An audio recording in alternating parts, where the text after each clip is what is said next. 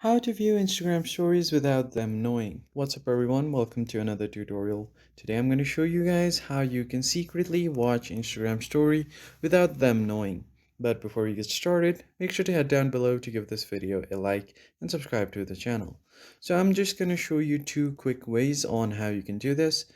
So the first thing you need to do is make sure that your stories are loaded on your Instagram. And after that, what you can do is just swipe down on your control panel. Make sure that you turn off your Wi-Fi and mobile data if there is any. And then from there, you just want to turn on your airplane mode.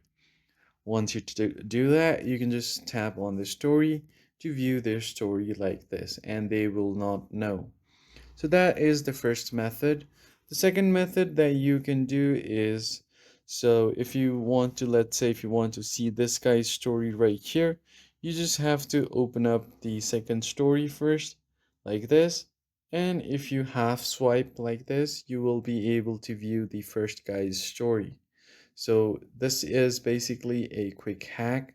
So you don't want to completely swipe like this. You basically have to just half swipe like this, and it won't show that you have viewed their story. So that's pretty much it. I hope you found this helpful. I'll see you guys on the next one.